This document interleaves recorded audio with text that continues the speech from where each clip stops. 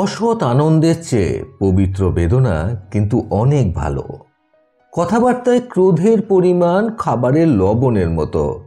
পরিমাণ বেশি হয়ে গেলে খাবারের স্বাদ নষ্ট হয়ে যায়। দুঃখ নিজেই নিজের খেয়াল রাখতে পারে, কিন্তু আনন্দের পরিমাণ পুরোটা উপভোগ করতে হলে সবার সাথে ভাগ করে নিতে হয়। কেউ সম্পূর্ণ আপনার মতো হবে না, ঠিক একইভাবে আপনিও কারোর মতো হবেন না। দুজনের মধ্যে পার্থক্য থাকবেই, আর সেটা হলো ধৈর্যের। অসৎ ব্যক্তি সৎ ব্যক্তির কাজের মধ্যে কোনো মহৎ উদ্দেশ্য খুঁজে পায় না।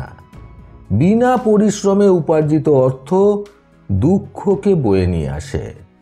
কিছু কিছু মানুষ জীবনে না আসলে ছবি, নাটক এইসব যে বাস্তব জীবনকে অবলম্বন করে গড়ে ওঠে সেটা জানতেই পারতাম না। ভুল 100 বার ক্ষমা করা যায় ঠিকই, কিন্তু বিশ্বাসটা আর দ্বিতীয়বার করা যায় না।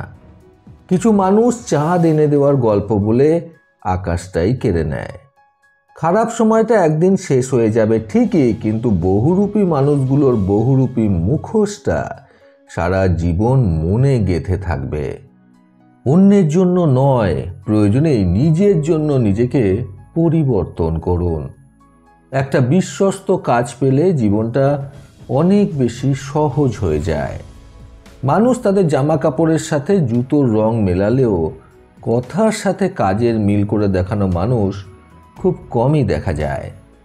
যেমন অযত্নে রাখা প্রত্যেকটা বস্তু নষ্ট হয়ে যায়, ঠিক সেরকমই অযত্নে রাখা অনুভূতিগুলো সহজেই হারিয়ে যায়। সচরাচর মেয়েরা কিন্তু ছেলেদের মতো তাদের ভালোবাসা সরাসরি কারোর কাছে প্রকাশ করে না। এটা প্রমাণিত যে একটি মেয়ে নিজের কাছে একটি কথা 47 ঘন্টা 15 মিনিট পর্যন্ত গোপন রাখতে পারে। সব সম্পর্কেই কিন্তু একজন ভালো থাকে এবং একজন খুব একটা বেশি ভালো থাকে না। মানুষ কিন্তু অন্যের জন্যই বেশিরভাগ ক্ষেত্রে নিজেকে পরিবর্তন করে ফেলে। অস্থায়ী মানুষ সবসময় স্থায়ীভাবে স্মৃতির পাতায় জুড়ে থাকে। পোশাক, বর্ণ, সৌন্দর্য কোনোটাই কিন্তু মানুষের আসল পরিচয় নয়। মানুষের আসল পরিচয় হলো মানুষ হিসেবে সে কতটা উত্তম।